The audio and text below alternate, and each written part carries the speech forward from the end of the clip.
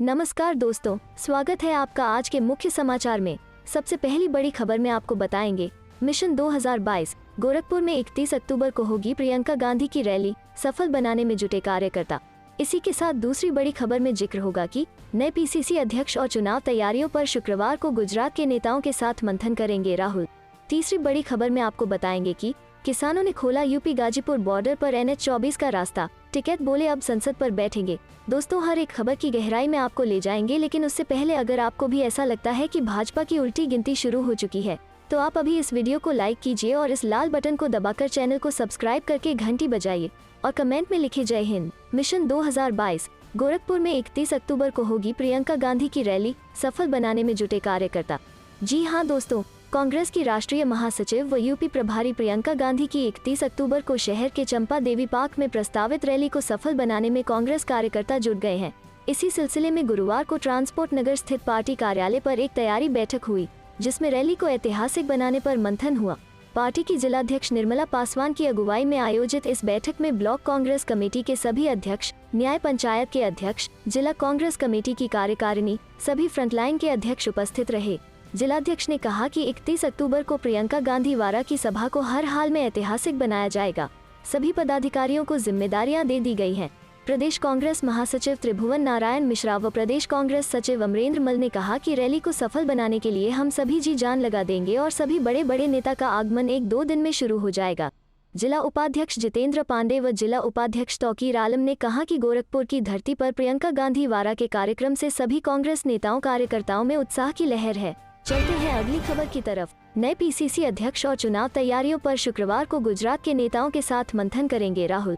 जी हां दोस्तों, कांग्रेस के पूर्व अध्यक्ष राहुल गांधी पार्टी की गुजरात इकाई के नए अध्यक्ष के चयन, राज्य में पार्टी एवं संगठन की स्थिति और अगले साल होने वाले विधानसभा चुनाव की तैयारियों के संदर्भ में शुक्रवार को प्रदेश से जुड़े पार्टी के वरिष्ठ नेताओं के साथ मंथन करेंगे। सूत्रों के मुताबिक इस बैठक में कांग्रेस के गुजरात प्रभारी रघु शर्मा, प्रदेश कांग्रेस कमेटी के निवर्तमान अध्यक्ष अमित चावड़ा, राज्यसभा सदस्य शक्ति सिंह गोहिल, प्रदेश कांग्रेस कमेटी के कार्यकारी अध्यक्ष हार्दिक पटेल समेत करीब 20 नेता शामिल हो सकते हैं। संगठन की स्थिति को लेकर हो रही है। हमें उम्मीद है कि इस बैठक के बाद सभी नेता मिलकर काम करेंगे और अगले साल होने जा रहे विधानसभा चुनाव में कांग्रेस को जीत दिलाएंगे। सूत्रों का कहना है कि यह बैठक नए प्रदेश अध्यक्ष को चुनने के लिहाज से महत्वपूर्ण मानी जा रही है, क्योंकि इसमें पार्टी नेताओं के बीच सहमति बनाने का प्रयास होगा। कांग्रेस से जुड़े सूत्रों ने बताया कि प्रदेश कांग्रेस कमेटी के अध्यक्ष के लिए मौजूदा समय में गोहिल, हार्दिक पटेल और कुछ अन्य नामों पर विचार चल रहा है। पार्टी के एक नेता ने कहा, भरत सिंह सोलंकी, अर्जुन मोढवाडिया, गोहिल और कुछ अन्य वरिष्ठ नेता हैं जिनका साथ मिलकर काम करना और नए अध्यक्ष को इनका समर्थन मिलना पार्टी की सफलता के लिए जरूरी है। इस लिहाज से यह बैठक अहम है। इस साल की शुरुआत में हुए निकाय चुनावों में कांग्रेस की करारी हार के बाद अमित चावड़ा ने प्रदेश अध्यक्ष और परेश धनानी ने विधायक दल के नेता के पद इस्तीफा दे दिया था। चलते हैं अगली खबर की तरफ। किसानों ने खोला यूपी गाजीपुर बॉर्डर पर NH-24 का रास्ता, टिकैत बोले अब संसद पर बैठेंगे। जी हां दोस्तों, UP Delhi Ghazipur border national highway 24 पर किसानों ने सर्विस लेन को खोल दिया है। सुप्रीम कोर्ट ने आज यानी गुरुवार को ही इस मामले से जुड़ी एक याचिका पर सुप्रीम कोर्ट ने कहा था कि किसानों को प्रदर्शन का अधिकार है, लेकिन वो रास्ता रोककर नहीं बैठे रह सकते हैं। इसके बाद प्रदर्शनकारी किसानों ने मुर्गा मंडी की ओर जाने वाली सड़क को खाली कर दिया है। इस रास्ते के खाली होने के बाद आम लोगों को काफी राहत मिलेगी। राकेश टिकैत ने टेंट हटाते हुए कहा, हमें दिल्ली जाना इसलिए हटा रहे हैं। उन्होंने कहा कि हमने रास्ता नहीं रोका था, पुलिस ने ही इस रास्ते को रोका था। हम दिल्ली जा रहे हैं, पार्लियामेंट पर बैठेंगे जहां यह कानून बनाया गया है। दरअसल दिल्ली की सीमाओं पर जमे किसानों को हटाने की मांग पर सुप्रीम कोर्ट में सुनवाई के दौरान जस्टिस सजन्य किशन कौल ने कहा कि हम किसानों के विरोध प्रदर्शन के अधिकार के खिलाफ नहीं हैं। मामला कोर्ट में पेंडिंग रहते हुए भी वो विरोध प्रदर्शन कर सकते हैं, लेकिन इस तरह सड़क को बंद नहीं किया जा सकता है। कोर्ट ने कहा कि इसका कुछ समाधान निकलना चाहिए। सॉलिसिटर जनरल ने सुनवाई के दौरान कहा कि इस विरोध प्रदर्शन का मकसद दरअसल किसान आंदोलन न होकर कुछ है। सॉलिसिटर जनरल तुषार मेहता ने 26 जनवरी को लाल किले पर हुई हिंसा का हवाला दिया। उन्होंने कहा कि एंट्री की इजाजत देने का ये नतीजा हुआ। किसान संगठनों की ओर से अंडरटेकिंग दिए जाने के बावजूद हिंसा हुई। इस मामले में दुष्यंत दवे किसान संगठन की ओर से पेश हुए। उन्होंने दलील दी कि किसानों को रामलीला मैदान में न आने की इजाजत देकर बीजेपी ने रैली की। दुष्यंत दवे ने आरोप लगाया कि हिंसा प्रायोजित थी। जिन पर लाल किले पर हिंसा का आरोप लगा, उन्हें जमानत भी मिल गई, सरकार को कोई एतराज भी नहीं हुआ। दुष्यंत दवे ने कहा कि प्रदर्शन का एकमात्र मकसद किसान आंदोलन की मुखालफत है। सॉलिसिटर जनरल किसानों पर आरोप लगा रहे हैं। सड़कें किसानों की वजह से नहीं, पुलिस के किए गए इंतजाम के चलते हुई हैं। पुलिस चाहती है कि ये धारणा बने कि किसान रोड बंद कर रहे हैं। उन्होंने कहा कि सड़क खाली हो जाएगी, आप प्रदर्शनकारियों को रामलीला मैदान आने दीजिए। सॉलिसिटर जनरल तुषार मेहता ने कहा कि ऐसा लगता कुछ लोगों का स्थायी घर रामलीला मैदान में ही बना देना चाहिए। सुप्रीम कोर्ट ने किसान संगठनों को जवाब दाखिल करने के लिए वक्त दिया। मामले की अगली सुनवाई 7 दिसंबर को होगी। चलते हैं अगली खबर की तरफ। जश्न से जख्म नहीं भरेंगे, पीएम बताएं 70 दिन में कैसे दी जाएगी 107 crore corona dose. 100 crore vaccination को लेकर कांग्रेस का सरकार पर निशाना। जी हां दोस्तों, कांग्रेस ने देश में कोरोना रोधी टीकों की दी गई खुराक की संख्या के 100 करोड़ के पार होने के बाद गुरुवार को कहा कि प्रधानमंत्री नरेंद्र मोदी और उनकी सरकार को यह जवाब देना चाहिए कि साल 2021 के खत्म होने में शेष बचे 70 दिनों के भीतर देश के सभी वयस्कों का पूर्ण टीकाकरण कैसे किया जाएगा। पार्टी के मुख्य प्रवक्ता रणदीप सुरजेवाला ने यह दावा भी किया कि जश्न मनाने से लोगों के जख्म नहीं भरने वाले हैं और इस सरकार अपने कोरोना कुप्रबंधन के कारण लाखों लोगों की जान जाने की जवाबदेही से नहीं बच सकती। रणदीप सुरजेवाला ने यह भी कहा कि सरकार को एक कोरोना जांच आयोग का गठन करना चाहिए ताकि नरेंद्र मोदी सरकार की लापरवाही की जांच हो और मरने वालों का फिर से सर्वेक्षण कर पीड़ित परिवारों को उचित मुआवजा दिया जा सके। कांग्रेस महासचिव ने संवाददाताओं से कहा, हम चिकित्सकों, नर्सों, पैरामेडिकल के कर्मचारियों, अस्पतालों का आभार प्रकट करते हैं। 100 करोड़ खुराक के लिए पूरा देश उनका कृतज्ञ है। कांग्रेस के प्रवक्ता ने दावा किया, प्रधानमंत्री मोदी जी और उनकी सरकार एक बार फिर स्वांग कर खुद का पीठ थपथपाने में लगी है। मोदी सरकार जान ले कि जश्न मनाने से जख्म नहीं भरने वाले हैं। मोदी सरकार के निकम्मेपन और आपराधिक लापरवाही के कारण देशवासियों की जान जोखिम में डालने के लिए जवाबदेही का हिसाब मांगने का समय आ गया है। उन्होंने कहा, देश के 74 करोड़ वयस्क भारतीयों को 106 करोड़ खुराक कब तक दी जाएगी। देश में 103 करोड़ लोग वयस्क हैं। इनमें से 29 करोड़ लोगों को कोरोना रोधी टीकों की दोनों खुराक दी जा चुकी है, यानी 42 करोड़ लोगों को एक खुराक दी गई है। इसका मतलब यह है कि 32 करोड़ वयस्क ऐसे हैं जिन्हें आज तक एक भी खुराक नहीं दी गई। चलते हैं अगली खबर की तरफ। कन्हैया, हार्दिक व जिग्नेश आ जाएंगे पटना। जी हां दोस्तों, हाल ही में कांग्रेस का दामन थामने वाले युवा नेता कन्हैया कुमार, हार्दिक पटेल और जिग्नेश मेवानी बिहार दौरे पर शुक्रवार यानी 22 अक्टूबर को आ रहे हैं। तीनों नेता 3 दिन तारापुर और कुशेश्वर स्थान विधानसभा क्षेत्र में हो रहे उपचुनाव में पार्टी प्रत्याशी के पक्ष में चुनाव प्रचार करेंगे। वहीं बिहार कांग्रेस प्रभारी भक्त चरण दास भी शुक्रवार को ही बिहार दौरे पर आ रहे हैं। दरअसल उपचुनाव में जीत सुनिश्चित करने के लिए पार्टी ने अपने तीनों युवा नेताओं कन्हैया कुमार, जिग्नेश मेवानी और हार्दिक पटेल की तिकड़ी को चुनाव प्रचार में उतारने का निर्णय लिया है। कांग्रेस में शामिल होने के बाद तीनों नेता पहली बार बिहार आ रहे हैं। पार्टी ने तीनों नेताओं के चुनाव प्रचार का कार्यक्रम भी तय कर दिया है। बिहार प्रभारी के साथ तीनों नेता पटना आने के बाद सदाकत आश्रम जाएंगे।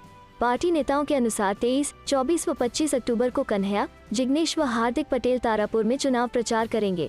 इसके बाद 26, 27 और 28 अक्टूबर को कुशेश्वर स्थान विधानसभा क्षेत्र में तीनों नेता चुनाव प्रचार करेंगे। चलते हैं अगली खबर की तरफ। प्रियंका गांधी की तारीफ में अपर्णा यादव ने कहा, महिलाओं को आरक्षण पर मुलायम सिंह यादव से करूंगी बात। जी हां दोस्तों, कांग्रेस महासचिव प्रियंका गांधी ने ऐलान किया है कि उनकी पार्टी यूपी विधानसभा चुनाव में 40% टिकट महिलाओं को देगी। मुलायम सिंह यादव की छोटी बहू अपर्णा यादव ने इसे स्वागत योग्य कदम बताते हुए कहा कि सभी पार्टियों को इस तरह काम करना होगा। यूपी तक चैनल से बातचीत में अपर्णा यादव ने कहा, प्रियंका गांधी के इस फैसले पर मैं बहुत खुश हूं। इसके साथ मैं यह भी चाहती हूं कि जो महिला आरक्षण बिल है वो भी पास किया जाए। अपर्णा ने कहा, कांग्रेस जिस तरह से यूपी को लेकर यह फैसला ले रही है उसी तरह सभी राज्यों में महिलाओं को आगे करे। उन्होंने कहा कि मुझे लगता है इस तरह के फैसले हर पार्टी को लेने चाहिए। उनसे पूछा गया कि क्या आपने आरक्षण को लेकर अखिलेश यादव से बात की है।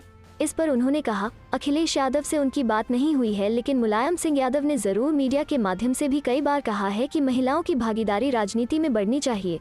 अपर्णा ने कहा, कुछ दिन पहले एक प्रेस कॉन्फ्रेंस के दौरान सभागार में महिलाएं नहीं दिखी तो मुलायम सिंह यादव ने कहा था कि उनकी उपस्थिति होनी चाहिए। पत्रकार ने उनसे पूछा कि क्या इस पर वो पार्टी में बात करेंगी तो उन्होंने कहा कि वो मुलायम सिंह यादव से बात करेंगी। चलते हैं अगली खबर की तरफ। चंडीगढ़ नगर निगम चुनाव, कांग्रेस की नया पार लगाने आएंगे कन्हैया कुमार।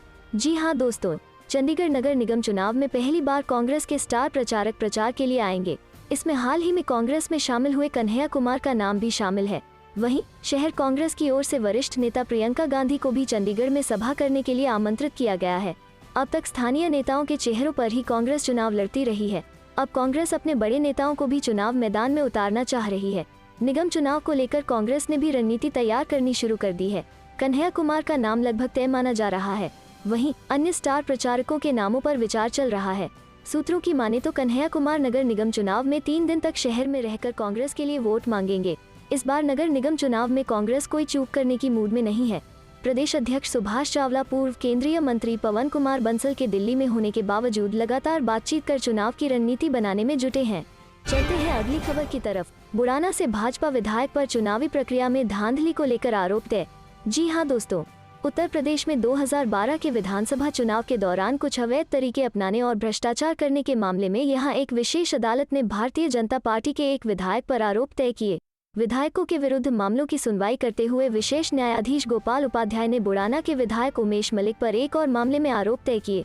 इस मामले में मलिक पर 2017 के विधानसभा चुनाव के दौरान भारतीय दंड संहिता की धारा 188 के तहत सरकारी आदेशों के उल्लंघन का आरोप है।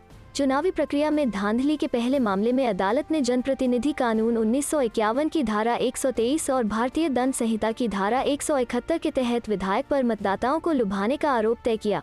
इस मामले में मलिक पर भाजपा के विरोधी उम्मीदवार की जनसभा में विघ्न डालने का आरोप लगाया गया। अभियोजन पक्ष के वकील के अनुसार मलिक के विरुद्ध शाहपुर पुलिस थाने में जनप्रतिनिधि कानून की धारा 123 और 127 तथा भाजसम की धारा 171 के तहत 2012 में मामला दर्ज किया गया था, जब वो केवल भाजपा के एक कार्यकर्ता थे और चुनाव नहीं लड़ रहे थे। मलिक पर सरकारी आदेश के उल्लंघन का दूसरा मामला सिविल लाइंस पुलिस थाने में 2017 में दर्ज हुआ था, जब वो विधानसभा चुनाव लड़ रहे थे। आरोप तय करने के बाद अदालत ने दोनों मामलों में अभियोजन के साक्ष्यों को दर्ज करने के लिए 9 नवंबर की तारीख तय की। चलते हैं अगली खबर की तरफ। भाजपा को आपदा में उत्सव का आयोजन भाता है, अखिलेश। जी हां दोस्तों, समाजवादी पार्टी सपा अध्यक्ष अखिलेश यादव ने कहा कि भारतीय जनता पार्टी भाजपा को आपदा में भी अवसर और उत्साह का आयोजन करना अच्छा लगता है। श्री यादव ने गुरुवार को कहा कि कोई जिए मरे चाहे जैसी आपदा आए, भाजपा हमेशा उत्सव मनाने में ही मगन रहती है। वो अपनी आदत से मजबूर है। किसानों की हालत भाजपा राज में बदहाल होती गई है। उसकी आवाज गाड़ियों से कुचली जा रही है। किसानों से भाजपा सरकार ने जो वादे किए वे सभी झूठे साबित हुए हैं। फिर भी भाजपा बड़े बड़े विज्ञापन छपाकर लोगों को भ्रमित करने में लगी है। जीत के टीके का भी कई बार उत्सव मनाया जा चुका है। हर बार रिकॉर्ड टीकाकरण का दावा होता है। षड्यंत्र करके चक्रव्यूह में फंसाना चाहती है मोदी सरकार, बोले राकेश टिकैत। कैप्टन अमरिंदर को लेकर कही यह बात। जी हां दोस्तों, भारतीय किसान यूनियन के प्रवक्ता राकेश टिकैत ने आज तक न्यूज चैनल से बात करते हुए दावा किया है कि उन्हें केंद्र सरकार ने अकेले बात करने के लिए बुलाया है। इसके साथ ही उन्होंने यह भी कहा कि सरकार उन्हें षड्यंत्र करके चक्रव्यूह में फंसाना चाहती है। पत्रकार ने उनसे पूछा कि कैप्टन अमरिंदर सिंह संकेत दे रहे हैं कि किसान आंदोलन को लेकर समझौता किया जा सकता है।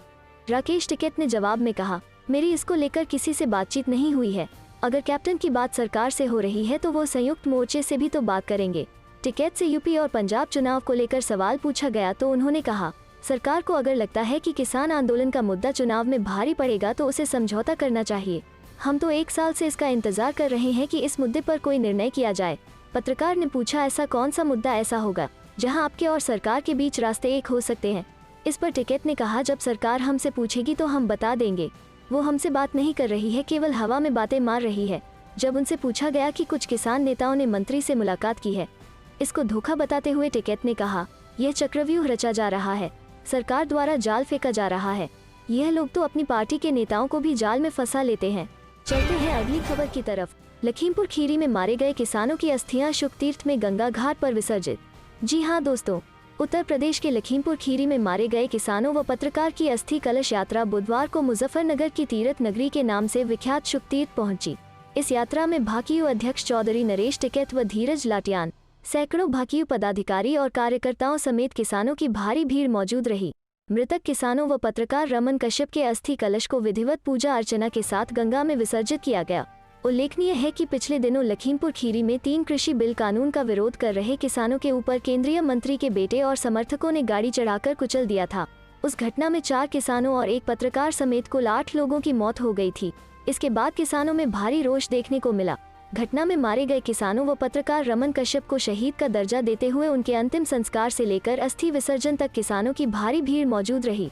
लखीमपुर में मारे गए 4 किसानों व पत्रकार रमन कश्यप की अस्थि विसर्जन यात्रा बुधवार को मुजफ्फरनगर पहुंची, जहां चौधरी नरेश टिकैत समेत किसानों की भारी भीड़ उमड़ी। अस्थि कलश यात्रा शुकतीर्थ में गंगा घाट पर पहुंची, जहां किसानों ने मृतक किसानों व पत्रकार को श्रद्धांजलि देते हुए उनकी अस्थियां विधि विधान के साथ गंगा में विसर्जित की। इस दौरान चौधरी नरेश टिकैत ने कहा कि लखीमपुर में हमारे किसानों ने शहादत दी है। किसानों का यह बलिदान हमेशा इतिहास के पन्नों में लिखा जाएगा।